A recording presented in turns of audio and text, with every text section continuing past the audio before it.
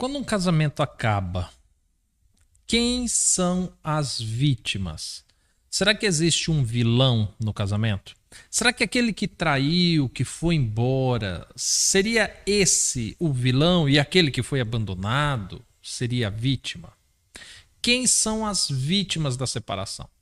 É o que nós vamos estudar um pouquinho no vídeo de hoje. Olá família, tudo bem com vocês? Comigo tá tudo ótimo, graças ao nosso bom Deus. Estamos começando mais um vídeo, mais uma aula, mais um episódio do nosso passo a passo. Estamos caminhando juntos nessa caminhada da restauração. Restaurar primeiro a nossa vida, em seguida restaurar a nossa família e, por fim, o nosso casamento. Nós já estamos no terceiro vídeo, na terceira semana. Temos passado algumas atividades terapêuticas, inclusive. Se você não assistiu a primeira aula, eu vou deixar o card aqui para você. Clica aqui no card, assiste a primeira aula, depois você assista a segunda, faça as atividades e certamente nós vamos conseguir um processo de restauração muito mais rápido, tá bom? Família, dito tudo isso, lembrando, se você não assistiu às aulas anteriores, assista, faça as atividades, porque isso é extremamente importante.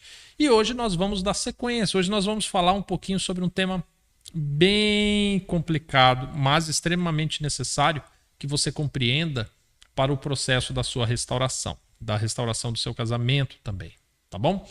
Se inscreva no canal se você ainda não é inscrito. Se você é novo por aqui, já deixa o seu like, se inscreva, ative o sininho para você não perder nenhum conteúdo.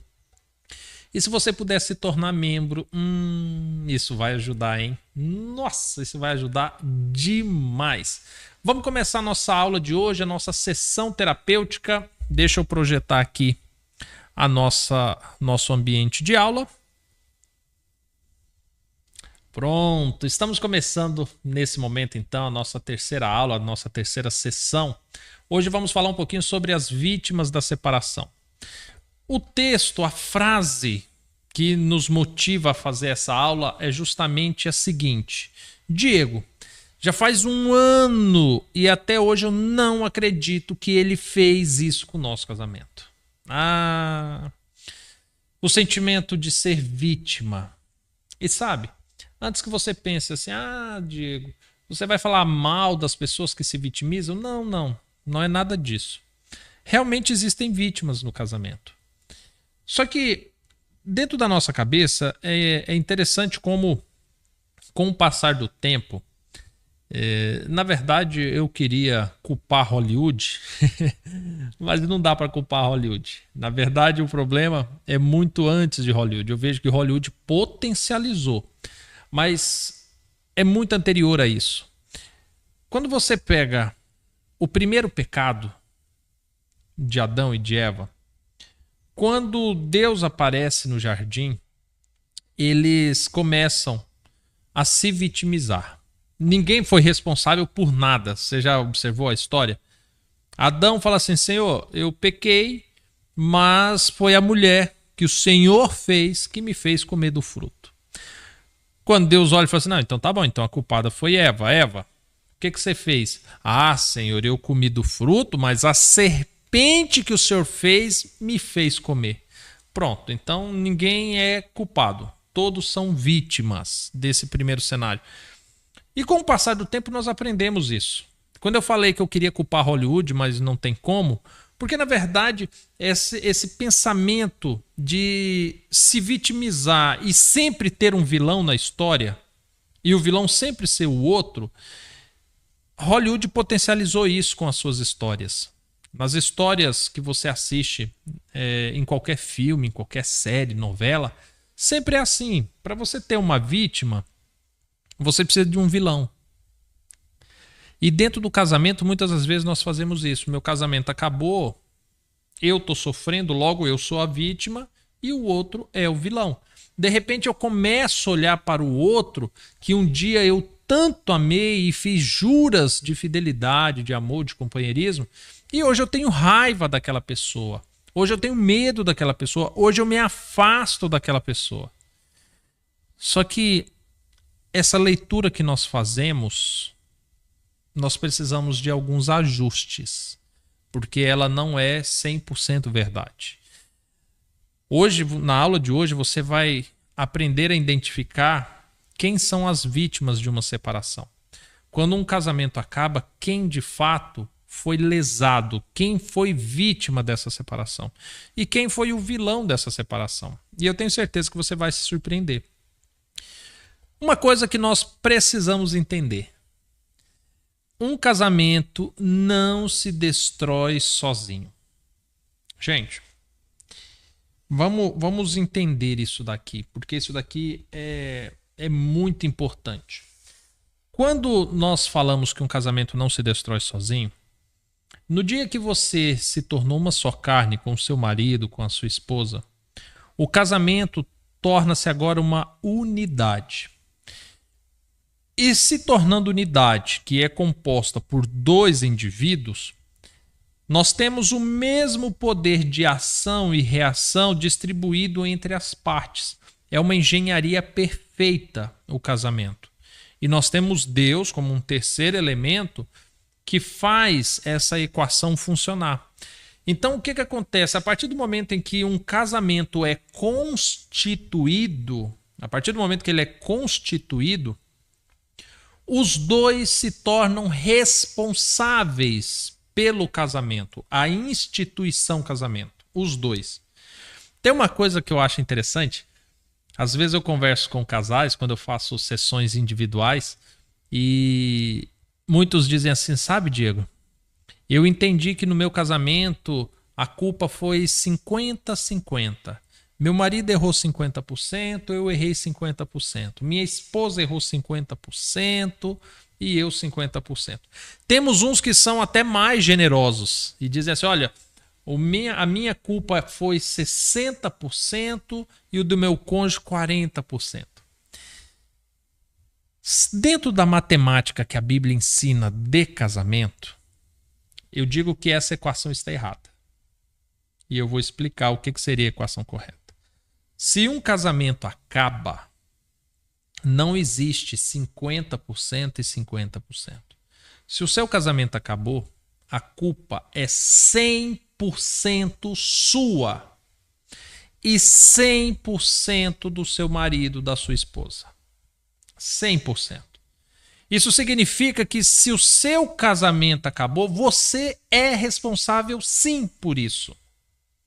Ah, Diego, mas não tinha o que eu fizesse. Gente, até hoje, eu não lidei com um caso em que não houvesse outras opções, outros recursos para se resolver um casamento que não tivesse nas mãos da pessoa. Se o casamento acabou, você é 100% responsável por isso. E o outro é 100% responsável por isso. O casamento, a instituição, não estou falando de danos individuais, isso a gente fala daqui a pouco. Mas a instituição, você é tão responsável quanto a sua esposa, quanto o seu marido. Não dá para você falar assim: ah, mas foi ele que errou. Ei, o casamento é de vocês dois, a composição.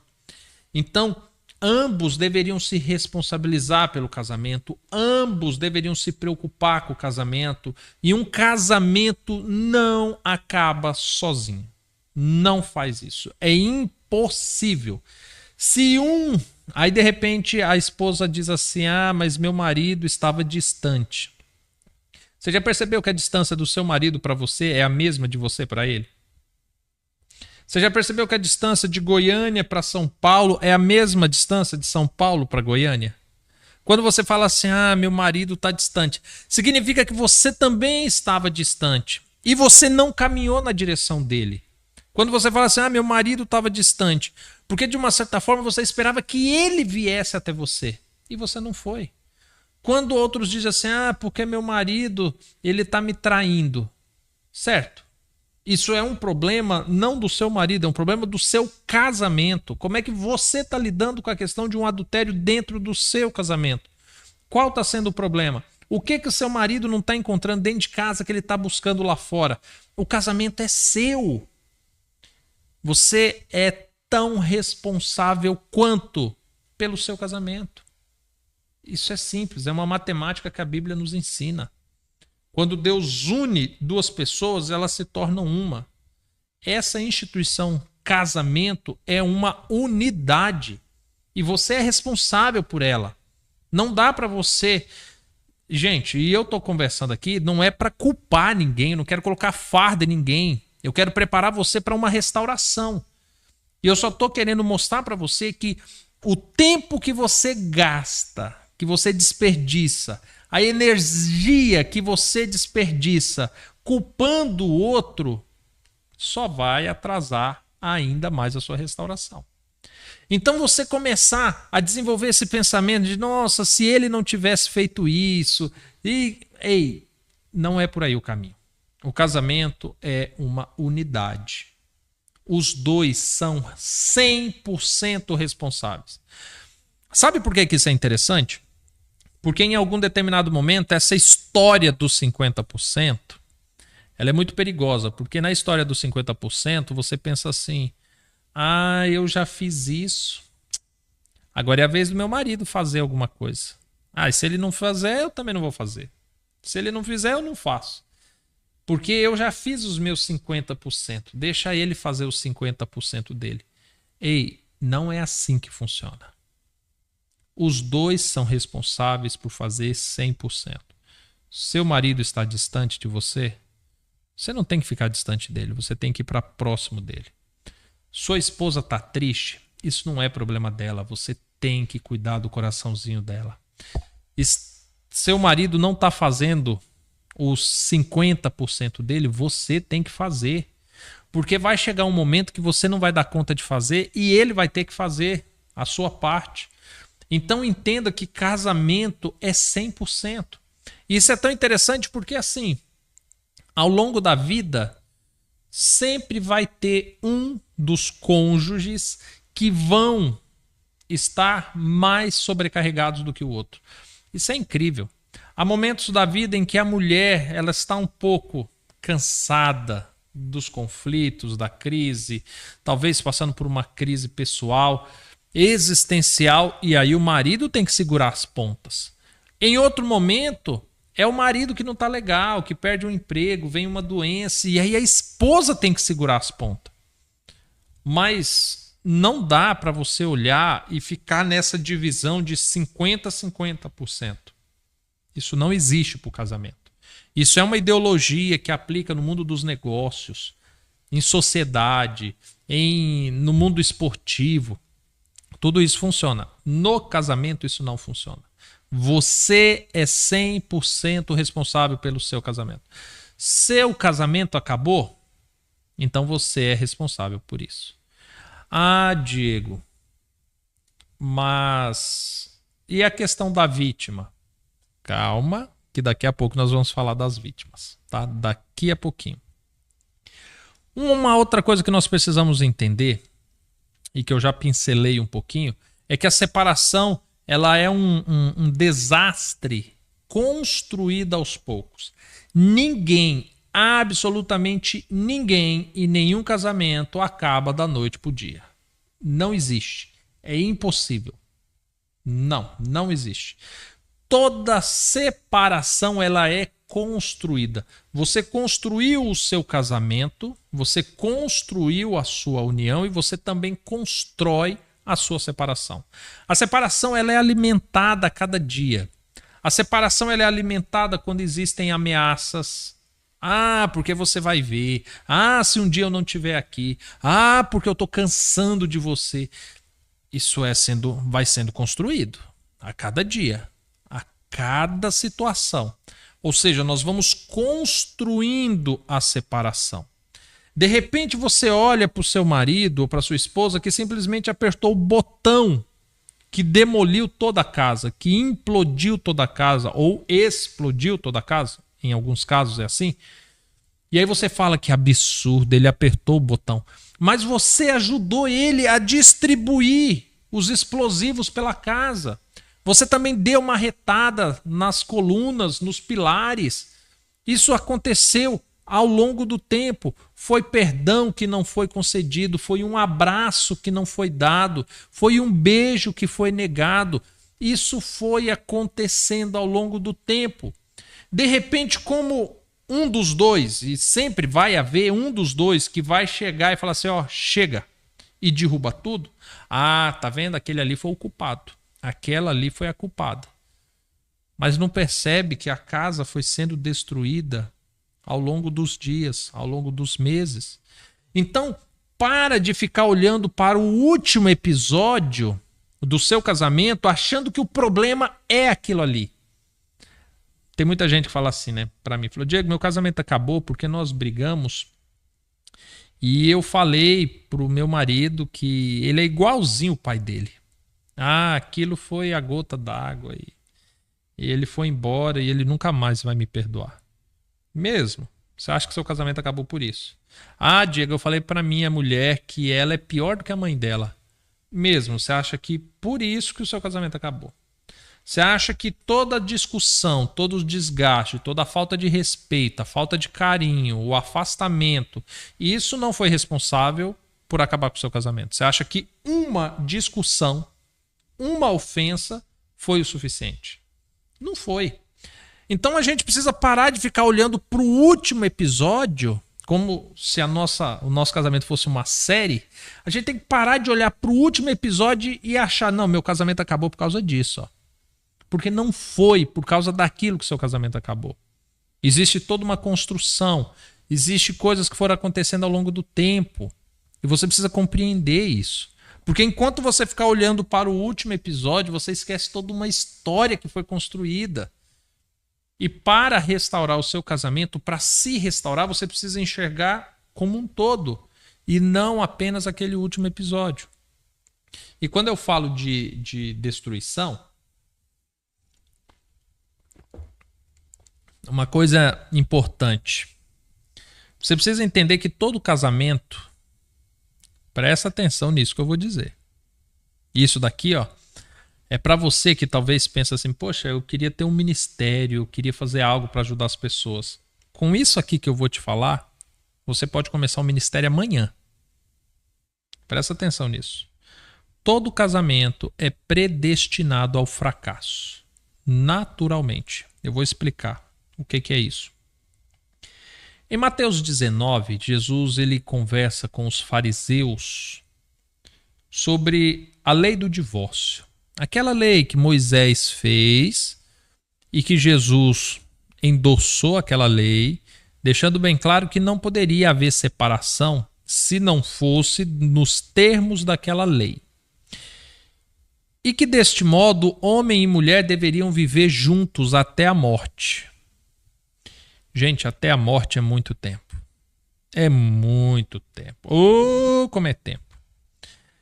E aí um dos discípulos chega para Jesus e fala assim, mestre, se o homem se casa com uma mulher e ele não pode mandá-la embora, nem se houver traição, nem se houver violência doméstica, nem se ela for péssima cozinheira, nem se os pais, o sogro se intrometem, nem que, sabe, por nada, não pode largar por nada, tem que ficar junto até a morte. Aí eles dizem uma palavra muito sábia, fala assim, olha, então a matemática é simples, não convém casar. Aí Jesus pega e fala assim, disseste a verdade. Não convém, porque é um preço muito alto a ser pago. E aí Jesus falou uma coisa que é o que sustenta esse entendimento, que todo casamento é predestinado ao fracasso. Porque Jesus fala assim, olha, porque não a todos é concedido o dom de se casar. Como assim não é concedido o dom? A Bíblia nos ensina que dom é um presente de Deus. É uma habilidade, um talento, é uma capacidade que o ser humano não consegue desenvolver sozinha. Ela vem de Deus. Para eu ficar casado com a minha esposa, para eu ficar casado com o meu marido, eu preciso, muito além dos meus esforços, eu preciso de um dom de Deus para que isso funcione. Palavra de Jesus. Casamento é um dom. E não é dado isso a todos. Por que que não é dado a todos? Porque nem todos buscam isso. Você quer que seu casamento dê certo? Você precisa buscar o dom do casamento. Ah, Diego, eu quero o dom de falar em línguas, eu quero o dom de cantar, eu quero o dom de pregar. Você casou? Você precisa do dom do casamento. É isso que você precisa. Porque se o seu casamento for uma bênção, você vai ser uma luz que vai atingir muito mais do que qualquer pregador. Se o seu casamento, a sua família for luz, você vai exaltar a Deus mais do que qualquer cantor. Se o teu casamento, se a tua família for uma bênção, certamente você vai ser uma luz maior do que qualquer profeta, do que qualquer palestrante, do que qualquer orador, do que qualquer músico. Porque é um dom. Casamento é um dom. Jesus falou isso. Então, quando você olha para a estrutura do casamento, você pensa assim, pronto, vou ali, vou casar e vai ser tudo bem e conforme eu aprendi nos filmes e seremos felizes para sempre. Sabe o que vai ser natural? O fracasso do seu casamento. Porque vocês dois não foram feitos para viverem juntos sem Deus, sem o dom do casamento. Não consegue. Então, você precisa entender que, poxa, o meu casamento acabou. Sim, acabou porque era natural que acabasse. Ele começou com esse caminho já. Ia acabar seu casamento. Por quê? Porque você e o seu marido e a sua esposa não possuem condições naturais para sustentarem um casamento. É simples. Vocês não dão conta. Gente, quando você olha Deus fez Adão. Para fazer Eva, teve que arrancar uma costela de Adão. Deus fez Eva e Eva era igual a Adão? Não era, eram diferentes. Hormônios diferentes, biologia diferente, pensamento diferente. Quando Deus coloca o castigo sobre Adão e Eva, eles não receberam castigos diferentes? Enquanto casal, as responsabilidades de Adão eram uma, as responsabilidades de Eva eram outras. Então eles não conseguem compartilhar seus próprios desafios, suas próprias responsabilidades com o outro, porque cada um tem a sua. Deste modo, nós precisamos de algo que consiga convergir os dois, que é o que Jesus falou, é o dom. Vocês precisam do dom do casamento. E isso não é dado a todos. Isso é dado a quem procura. Se você casou e você acha que o que você aprendeu com seu pai, com a sua mãe, é o suficiente, é o certo, o seu casamento vai fracassar naturalmente. Você não precisa de esforço. Se você está assistindo esse vídeo por curiosidade, você está casado e você não quer mais o seu casamento, você não precisa fazer nada. Fica em paz. Seu casamento vai acabar naturalmente. Esse é o destino dele. Ah, mas o Diego está amaldiçoando meu casamento? Não estou, mas é uma matemática exata. O casamento, para dar certo, precisa de um dom de Deus. Deus precisa mandar um presente para o marido e para a mulher. Paulo fala sobre isso em 1 Coríntios 7, quando ele fala assim, olha, a mulher crente, ela santifica o marido incrédulo. Isso significa que nessa matemática da unidade, quando Deus manda um presente para o casamento, atinge os dois. É uma bênção para os dois. Mesmo que o marido seja incrédulo, ele não acredita em Deus, ele não vai na igreja, ele não lê a Bíblia, e a mulher, ela faz isso e ela busca o dom do casamento. Vai abençoar o marido. Diego, mas isso é justo? Diego, ei, a matemática é essa. A regra do jogo é essa. Vocês dois são uma unidade. O casamento acabou, culpa dos dois, responsabilidade dos dois. O casamento deu certo porque um buscou esse dom, vai dar certo para os dois. É simples. Os dois se transformou em um. Deste modo, nós temos que buscar este dom para o casamento. Se eu não tiver o dom para o casamento, o processo natural é o fracasso. Aí você encontra um casal recém-casado, 10 anos de casamento. Aí você pergunta para ele assim, olha, vocês têm o dom do casamento? Vocês buscam esse dom? Eles falam, não, a gente se dá super bem, a gente se respeita, a gente se ama, a gente veio de famílias boas. Espera, o fracasso vai chegar. É simples, é uma matemática exata. Ah, Diego, então é por isso que hoje tantos casais se separam? Sim, e não há espanto nenhum nisso. E os casais que estão juntos, você vai ver que eles têm o dom para o casamento. Eles sabem aconselhar. Eles sabem cuidar bem da sua família. Eles sabem honrar um ao outro. Eles buscam a Deus. Eles têm o dom do casamento. É deste modo. Ninguém vive 20, 30, 50 anos ao lado de uma pessoa sem ter um dom para isso. Ninguém consegue. Até os filhos. Você ama seus filhos. Seus filhos vai fazer 20 anos, 25 anos. Já deu, você já quer que ele segue a vida dele. Vaza. Sabe? É assim que as coisas funcionam. Como é que você vive 50 com alguém que não é nem filho seu? Você entende que isso é um dom e a Bíblia sustenta isso? Trata-se de um dom e você precisa buscar isso. Caso ao contrário, vai seguir o fluxo natural. Seu casamento fracassou? Natural. Simples. Ele ia fracassar. Se você não buscou o dom do casamento, ele vai fracassar. Aí alguém diga assim, ah, Diego, mas os dois têm que buscar. E a Bíblia fala que é os dois que têm que buscar. Eu acabei de citar. 1 Coríntios 7.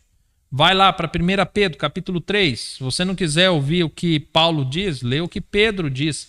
Pedro deixa bem claro, fala assim, olha, a mulher, ele cita a mulher considerando que o homem é o cabeça. A Bíblia descreve que o homem é o cabeça, é como se fosse Cristo, é o sacerdote, é o que busca a Deus.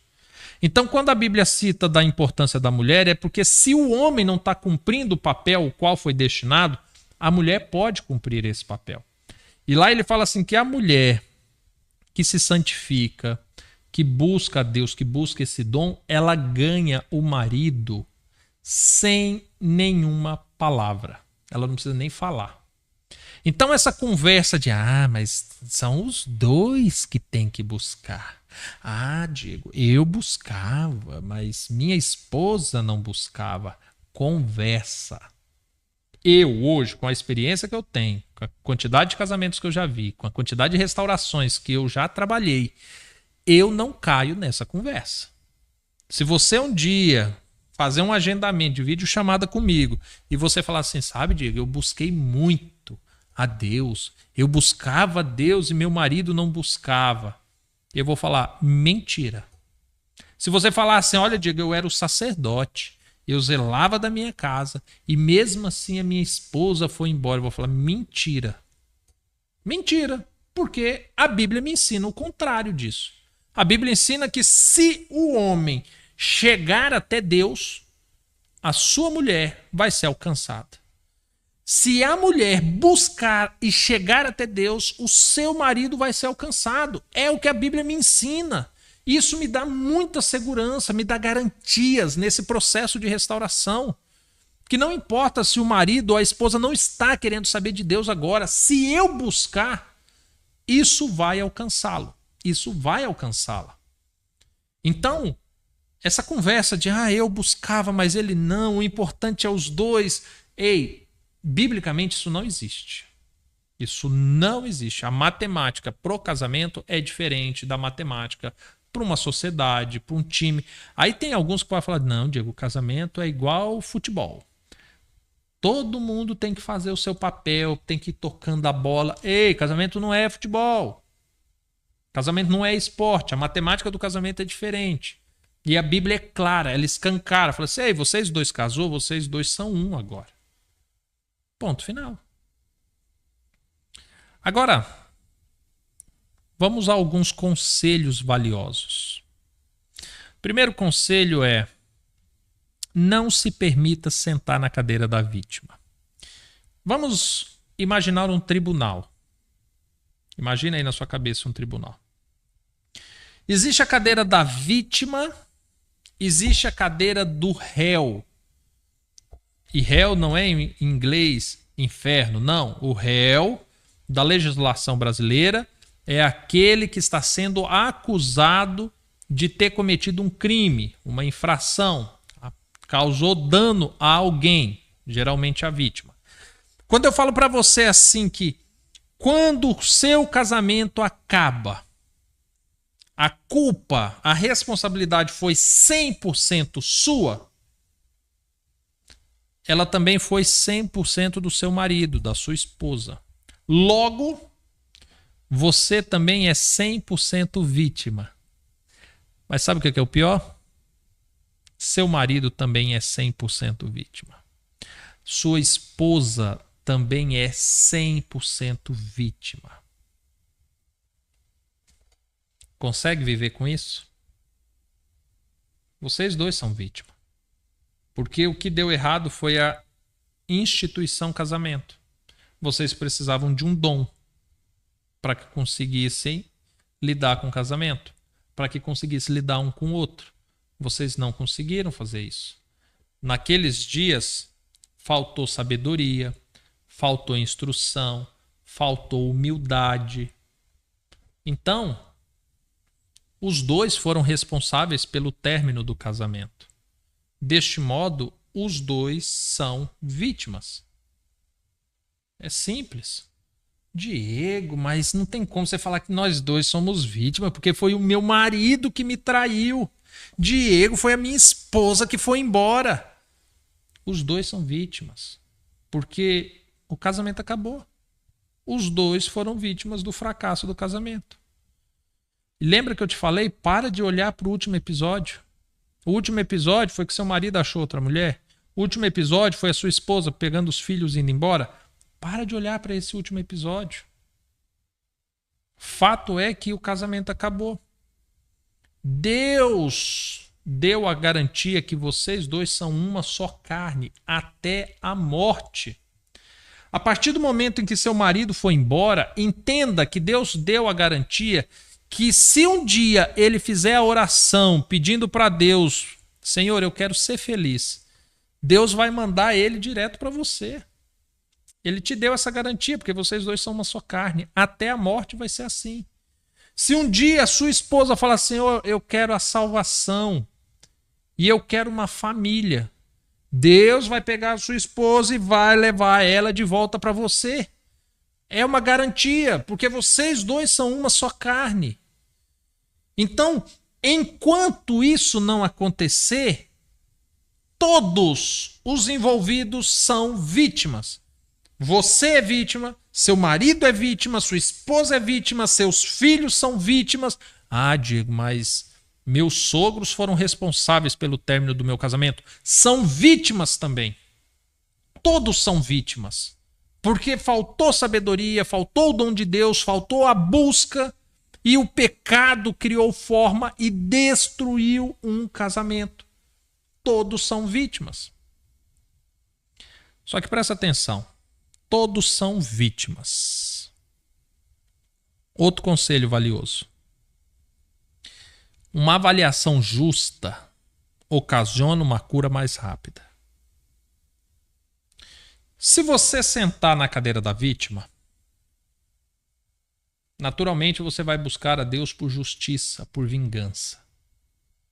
É isso que as vítimas querem. Só que se você for buscar por justiça, por vingança,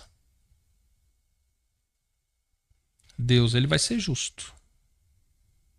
Se você fala, Senhor, meu marido destruiu o meu casamento, manda um câncer para ele. Deus vai olhar e falar assim, mas aqui me consta que não foi seu marido, porque vocês dois são uma só carne. E agora?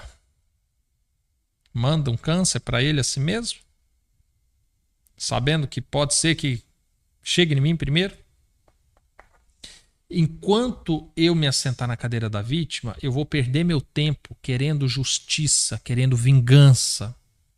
Só que Deus fala assim, ei, eu sou justo. Minha é a vingança. Você não vai pleitear por isso. E Deus ele vai muito além, né? Quando você senta na cadeira da vítima, existem requisitos para que você seja considerado uma vítima. Primeira coisa que vai ser avaliado é, certo, com o seu marido, talvez você seja vítima. Mas e você para com ele? Será que você nunca fez algo que tornaria você réu? E com a sua família? Com sua mãe, com seu pai, com seus irmãos? Será que você nunca fez nada que fizesse com que eles se sentassem na cadeira da vítima e você na cadeira dos réus? Com seus amigos, com as pessoas na rua, colegas de trabalho, será que você nunca fez nada que lhe tornasse réu de culpa? Em outras palavras, para a gente resumir os exemplos, você nunca errou com ninguém? Porque Jesus ele ensina isso em Mateus 5. Quando ele está começando o Sermão do Monte, ele fala assim, olha, na medida que você julga, você vai ser julgado. Então, se você está julgando que o outro errou com você, perfeito. Mas fique atento, porque pode ser que você errou. Talvez você olhe para o seu marido e você vê um cisco no olho dele. Mas e no seu? Será que não tem uma trave no seu olho? Você olha para o seu marido e fala, nossa, mas o que ele fez me feriu. Mas será que as coisas que você faz nunca feriu a ninguém? E então, antes de começar essa audiência no tribunal entre você e seu marido, entre você e sua esposa, é feito a leitura dos requisitos. Vamos ver se você realmente é vítima. Olha o perigo. Você veio sentando na cadeira da vítima, pleiteando justiça e vingança. Tá bom. Só que aí Jesus fala assim, olha, da maneira com que você julgar, você vai ser julgado. Ah, você pediu um câncer para o seu marido? Para ele aprender? Só que você falhou nos seus pré-requisitos? O que é mesmo que você deu de sentença? É a sentença que você vai receber. Sabe? Uma coisa triste que eu vejo eu vejo muitas pessoas colhendo aquilo que eles mais desejam para o marido, para a esposa que foi embora. Eu vejo pessoas que falam assim para mim, Diego, eu espero que ele sofra, porque ele aprenda, sabe? Mas deixa, Deus vai trazer justiça. E sabe o que eu vejo? Eu vejo essa pessoa amargurada. Eu vejo essa pessoa sofrendo. Eu espero que meu marido, ele morra sozinho para ele aprender. Sabe o que eu vejo? Eu vejo essa pessoa sozinha. Eu vejo a pessoa que fala assim, olha, meus filhos me abandonaram, a esposa me abandonou. E sabe o que eu vejo? Eu vejo essa pessoa que tanto deseja que esposa, filhos morram sozinhos. Eu vejo essa pessoa sozinha. De repente a gente não percebe que aquilo que Jesus falou, ele cumpre. Aquilo que eu desejo para o outro vai vir sobre mim. E se eu quero uma cura mais rápida, eu preciso de uma avaliação justa do caso. Eu preciso entender, peraí, eu sou responsável pelo meu casamento, sim. Se eu sou responsável, eu não vou sentar na cadeira da vítima, por mais que eu esteja ferido. Eu vou sentar na cadeira dos culpados, na cadeira do réu. Eu vou me sentar lá. Certo, mas a cadeira da vítima costuma buscar justiça e vingança. A cadeira do réu busca o quê? A cadeira do réu busca misericórdia, busca compaixão, busca perdão. Então, quando você senta na cadeira do réu, as suas orações vão ser diferentes. Agora você já não pede mais que Deus castigue, que Deus faça justiça, que Deus se vingue. Não, você vai falar, Senhor, me perdoa, me ajuda, tenha misericórdia de mim. Permita que o meu marido, minha esposa, um dia me perdoe, me permita ter a oportunidade de corrigir as coisas, me permita ter a chance de buscar o dom do casamento. Me permita isso, porque eu falhei. Ah, mas eu falei por culpa do meu pai, da minha mãe, do meu sogro, do meu marido, Hollywood, os filmes. Não, eu falhei. Eu tô sozinho aqui nessa cadeira. Eu falhei. Eu deveria ter buscado em Deus. Eu deveria ter buscado os teus conselhos. E eu acreditei muito mais no meu coração. Eu segui o meu coração. Eu ignorei quando a palavra do Senhor dizia: o coração do homem é enganoso. Ah, eu ignorei aquilo e eu fui. Eu segui a si mesmo. Então agora você busca diretamente de Deus: Senhor, por favor, me permita trocar de cadeira. Me permita parar de falar para as pessoas: eu fui abandonado, eu fui abandonada. Não, eu destruí meu casamento. Deixa as pessoas bater no seu ombro e falar assim: não, meu amigo, não, minha amiga, não foi você, foi ele. Eu falei assim: ei, o casamento era meu. Eu era tão responsável quanto ele. Se eu vi que ele estava se afastando, eu não deveria ter me afastado, eu deveria ter ido atrás. Eu deveria ter cuidado, eu deveria ter amado, eu deveria ter perdoado, eu deveria ter buscado as conciliações, não deveria ter permitido a gente dormir brigado, um de cada lado da cama, não deveria ter permitido que aquele xingamento, aquelas ofensas permanecessem até 2, 3, 5 dias depois. Não deveria. Eu sou o culpado. E o que eu quero agora? Misericórdia. Eu quero o perdão de Deus. Eu quero que Deus olhe para a minha condição e me dê uma nova chance. Eu quero um novo casamento com o dom de Deus. Porque se eu tiver o dom de Deus, vai dar certo. Se eu fazer segundo o meu coração, vai dar errado. E eu já tenho provas de que dá errado. Então é isso que eu preciso. Eu vou sentar na cadeira do réu. Eu vou identificar as minhas culpas. Eu vou confessar os meus crimes. E sobre cada crime que eu confessar, sobre cada erro que eu confessar, eu vou pedir perdão. Eu não vou pedir justiça. Eu não vou pedir vingança. Eu fazia isso quando estava na cadeira da vítima. Agora, na cadeira do réu, por favor, eu não quero saber de justiça. Eu quero saber de misericórdia. Eu quero saber de perdão. Eu quero saber de uma nova chance. Você quer restaurar seu casamento? Quer restaurar sua vida? Saia da cadeira da vítima. Sai daí. Eu entendo, a cadeira da vítima é mais confortável. Ela é acolchoada.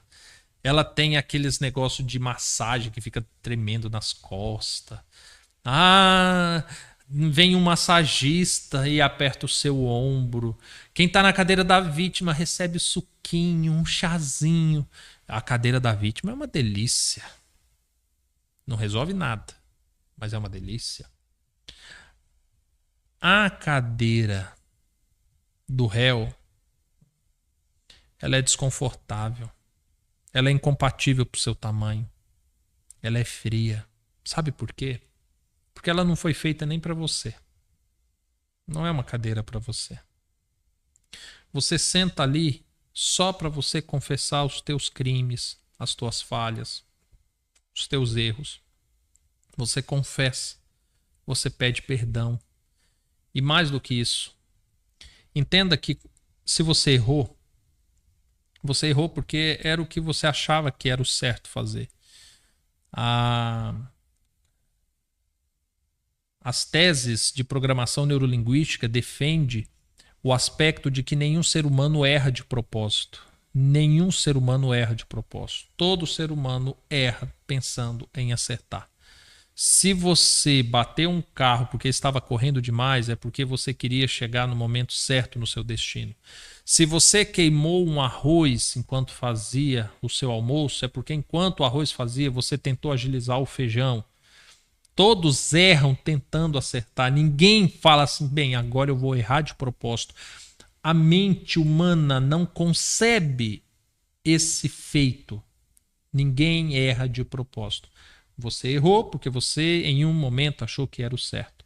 Então, quando você confessa para Deus o seu erro, imediatamente agora você busca em Deus recursos. Fala: Senhor, eu fiz isso, eu errei, foi um pecado, me ajuda.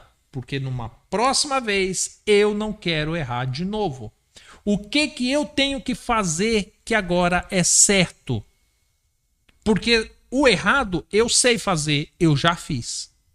Então a minha cabeça, se eu deixar naturalmente ela fluir, ela vai me levar a esse erro de novo, porque é só o que eu sei fazer. Agora, eu preciso aprender um outro caminho. Por isso que uma das primeiras lições que nós falamos aqui no programa do Próximo Passo foi: esteja disposto a aprender, desaprender e reaprender. Porque agora, quando eu confesso o meu crime, agora, quando eu confesso o meu pecado, agora, quando eu confesso o meu erro, eu peço perdão por ele e eu começo a estudar, a aprender como eu faço para não errar novamente. Você está entendendo por que o deserto é tão longo? Por causa disso. Atividade do dia ou da semana. Você vai pegar seu caderno e você vai fazer uma lista com todos os erros que você é responsável enquanto casal. O seu casamento, aonde foram os erros? Talvez você fale assim: Diego, eu errei porque, por exemplo, mulher, né? Hoje em dia é tão delicado, e ainda bem que nós estamos em um ambiente que eu particularmente não me preocupo com isso. Mas se eu falar assim: a mulher estava na cozinha, o homem estava na garagem mexendo no carro. Aí vai falar: mas é machista, por que o homem não estava na cozinha? Sinceramente, se você tá com essa mentalidade, eu não vou mandar você ir embora não do vídeo, porque você vai para onde? Você vai para lugares piores, né? Fica aqui. Só não fala nada não, não vai nos comentários, não. Tá? Ops. Mas o que acontece? Se você pega e fala assim: Diego, meu erro enquanto mulher, eu errei porque eu não cuidava bem do meu marido. Aí você vai lá colocar: eu não cuidava do meu marido. Aí o erro do marido: meu marido ele saía muito com os amigos. Eu não vou listar não, porque esse erro era o erro dele. Opa! Eu estou falando do erro do casal. O casamento. Quais eram os erros do casamento? Se era cometido por você ou pelo seu marido, não importa o casamento de vocês. Qual era o problema? Marido saía sem a esposa. Problema do casamento. Esposa não dava atenção para o marido. Problema do casamento. Marido dependente demais dos pais. Problema do casamento. Esposa muito dependente emocionalmente. Problema do casamento. Problema do casamento. Não é o problema do fulano ou do ciclano. Do casamento. Do qual você é 100% responsável. Faça essa lista. Identifique. Seja justo. Seja justa. Olhe para os problemas do seu casamento. Tá bom? Essa é a atividade. Você vai listar esses erros. Você vai identificar esses erros. Nós vamos trabalhar esses erros mais para frente um pouquinho, tá? Liste eles, identifique todos eles e nós vamos conversar sobre isso daqui a algumas aulas, tá? Ao longo da semana, certamente, você vai lembrando de algumas coisas, você volta para o caderno e você coloca lá, tá bom? Entendido? Compreendeu a aula de hoje? Hoje teve muita coisa nessa aula, hein?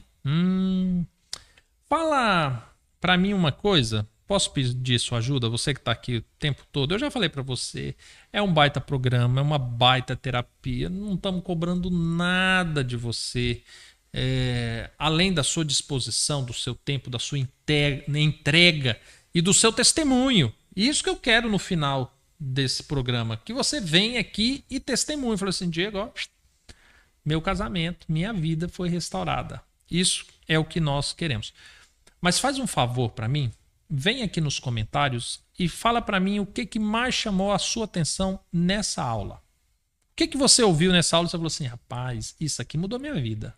Isso daqui eu nunca tinha entendido ou eu não enxergava. Isso aqui mudou minha vida. Coloca aqui embaixo. Se foi algumas coisas, faz a listinha. Nossa, Diego, isso chamou minha atenção, isso daqui me chacoalhou, isso daqui mexeu comigo, isso daqui me deixou com vergonha. Coloca aqui para mim, deixa eu ver como que está o seu desenvolvimento. Deixe nos comentários, tá bom? Família, e dito tudo isso, eu espero que Deus abençoe vocês. Tenham uma ótima Um ótimo restante de semana. Quero agradecer aqui a todos que têm mandado Pix pra gente. Pessoas que têm olhado e falado assim, poxa, eu estou economizando centenas de reais com essa terapia aqui que o Diego está fazendo. Está me ajudando, está sendo muito profundo. Então, eu quero agradecer de coração. Eu não vou identificar os nomes, porque eu entendo que o que vocês estão fazendo ao mandar um Pix aqui para o Manual do Casamento é uma oferta, é uma gratidão, é um ato de amor. Então, eu não vou falar nada porque eu quero que Deus recompense cada um de vocês em secreto. A Bíblia fala que quando você faz algo e você recebe honras por isso, já recebeu o seu pagamento. E que quando você não recebe honras, Deus te honra. Então eu não vou citar o nome de ninguém, porque eu quero que Deus abençoe você grandemente. Tá? Mas eu agradeço a Deus a todos, aqueles que têm se engajado nessa obra, que têm feito um Pix espontaneamente para ajudar que esse programa continue crescendo e alcance mais pessoas, tá bom? Fiquem todos com Deus e eu espero encontrar vocês semana que vem, ou se não, em um próximo vídeo. Até mais, tchau, tchau.